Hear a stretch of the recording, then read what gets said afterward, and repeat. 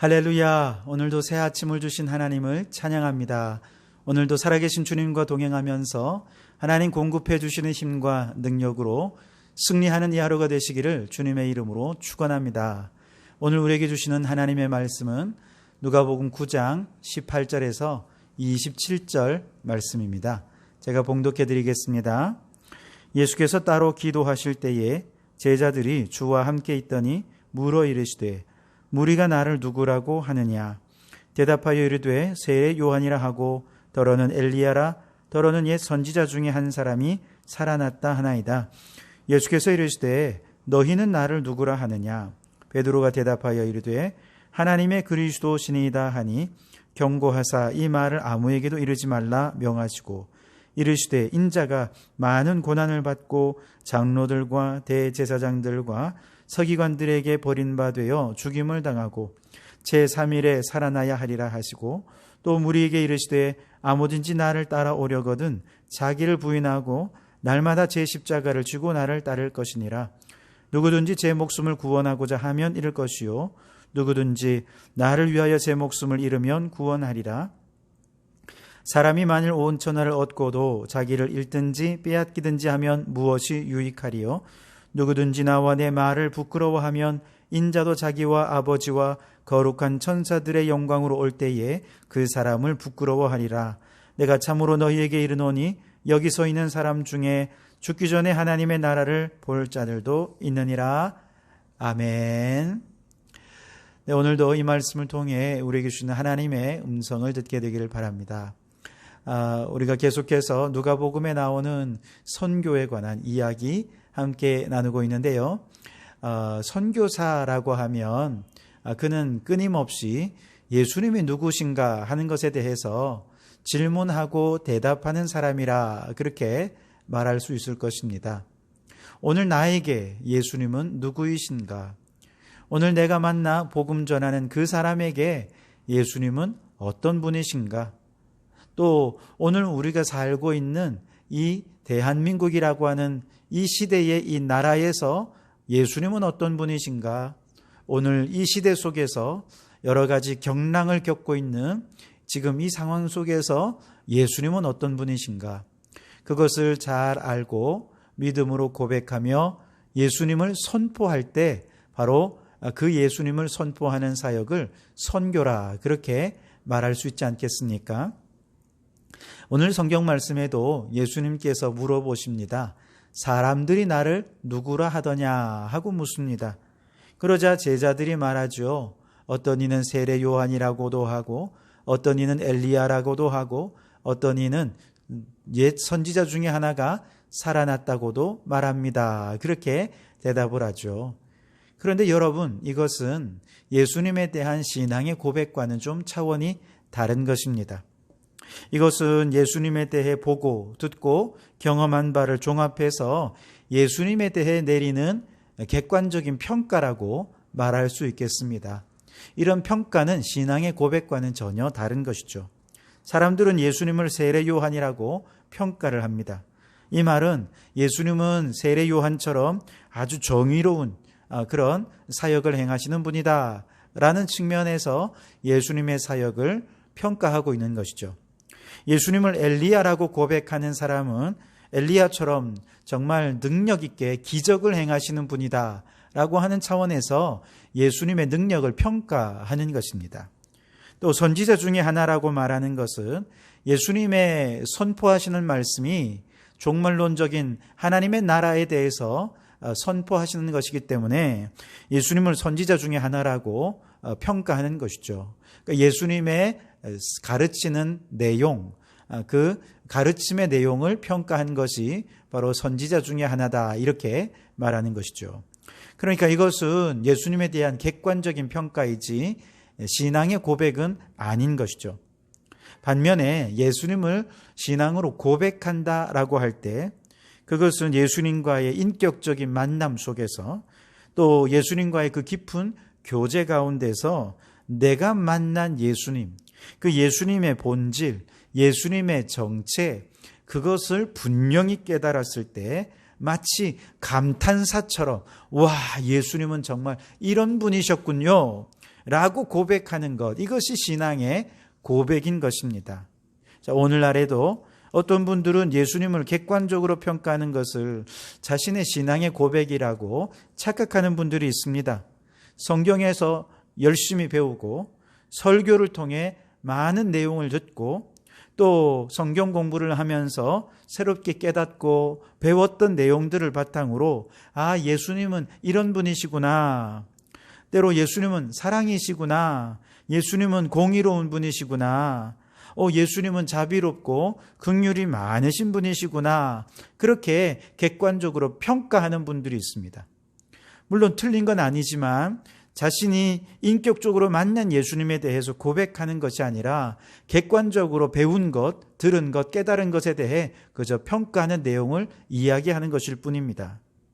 그러나 예수님께서는 우리에게 이런 평가를 듣고 싶어 하는 건 아닙니다. 예수님을 향한 신앙의 고백을 듣기를 원하는 것이죠. 그래서 예수님께서 제자들에게 묻죠. 너희는 나를 누구라고 하느냐? 그렇게 묻습니다. 예수님에 대해 증거해야 할 선교사들은 예수님을 인격적으로 만나는 경험이 있어야 됩니다. 기도 속에서, 때로는 말씀 속에서, 다양한 삶의 자리에서 예수님을 인격적으로 만나고 경험하고, 그래서 정말 그 예수님을 만나는 기쁨과 감격을 경험하면서 마치 감탄사를 터뜨리듯이 예수님은 나에게 이런 분이십니다. 오늘 이 시대 속에서 내가 만난 예수님은 이런 분이십니다. 라고 고백하는 신앙의 고백이 우리들 안에 있어야 하는 것이죠.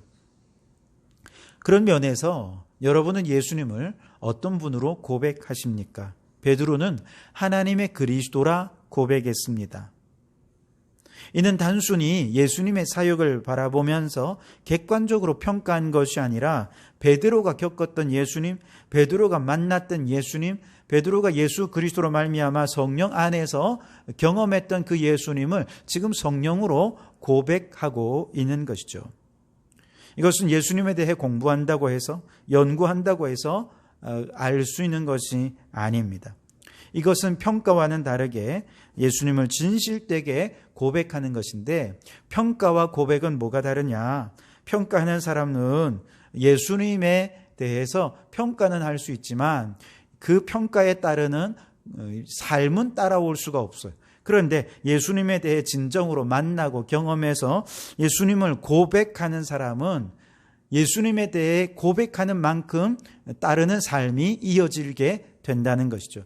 이것이 평가하는 사람과 고백하는 사람과 전혀 다른 측면이라는 것입니다. 자, 그래서 예수님을 만나고 경험하면서 자신이 만난 예수님을 고백하는 사람은 예수님을 따르는 삶으로 그의 삶이 변화되게 되는 것이죠. 그래서 오늘 예수님께서 베드로가 고백한 이후에 이렇게 말씀하십니다. 23절에 또 무리에게 이르시되 아무든지 나를 따라오려거든 자기를 부인하고 날마다 제 십자가를 지고 나를 따를 것이니라. 그렇게 말씀을 하시죠. 여러분, 예수님을 따르는 삶을 살아가는 것은 예수님을 객관적으로 평가하는 사람들은 결코 할 수가 없는 것입니다.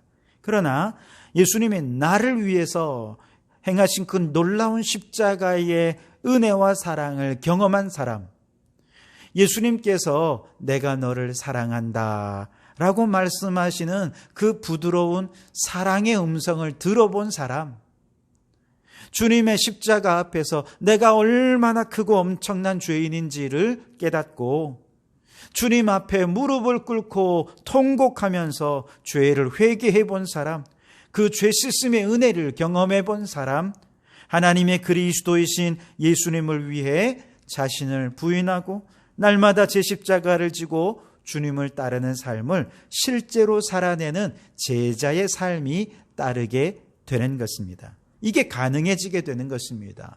고백이기 때문에 가능한 것입니다. 자, 여러분 어떻습니까? 여러분은 제자입니까? 아니면 예수님에 대한 객관적인 평가자이십니까? 이것을 알아보는 것은 어렵지 않습니다. 오늘 내 삶을 바라보시면 됩니다. 제자는 죽음을 각오하고 예수님에 대한 신앙을 고백합니다. 사람들 앞에서 예수님을 부끄러워하지 않습니다. 오히려 담대하게 예수님을 자랑하고 심지어 대적자들 앞에서 죽기를 각오하고 예수님을 증거하는 사람, 바로 그 사람이 제자인 것이죠.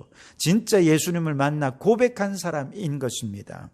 그래서 예수님을 증거하는 선교적 삶은 곧 순교자의 각오가 없이는 불가능한 것입니다. 원적으로 순교자라고 하면 마터인데요. 이것은 그리스어 마르투스라고 하는 단어에서 왔죠. 이 마르투스라는 말은 증인, 곧 증거자라고 하는 의미입니다. 우리가 생활 속 선교사가 되어서 내가 만나고 경험하고 내가 믿는 하나님의 그리스도이신 그분을 증거할 때 증거자의 자세는 곧 순교자적인 자세이어야 한다는 것을 우리에게 말씀해 주고 있습니다.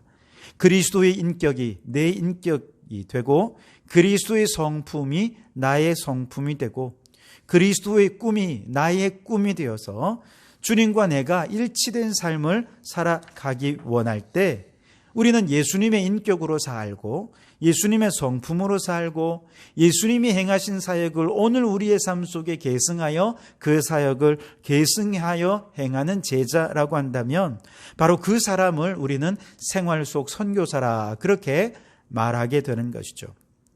우리나라야 이렇게 생활 속 선교사로 산다고 해서 죽음을 각오해야 될 정도는 아니지만 초대교회 성도들은 지금도 저 북한이나 이슬람권에서 예수님에 대한 신앙을 고백하고 고백한 대로 제자가 되어 살아가야 한다는 것은 곧 순교를 각오해야 하는 일인 것입니다.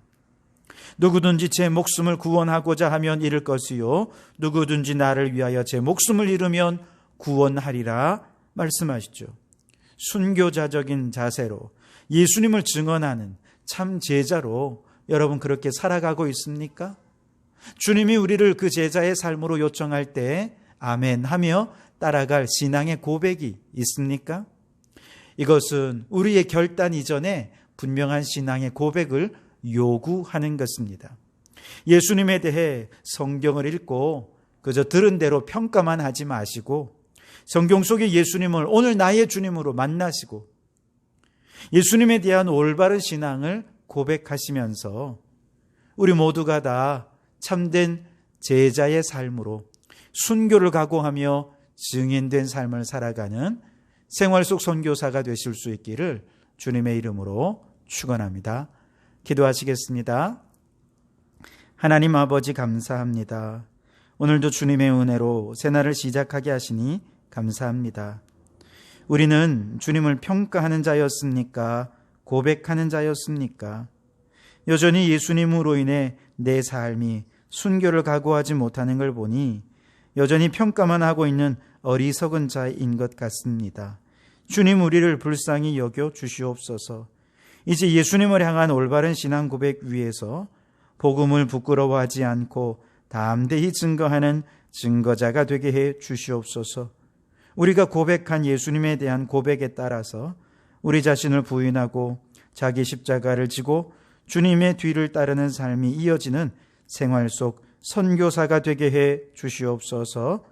예수님 이름으로 기도하옵나이다. 아멘.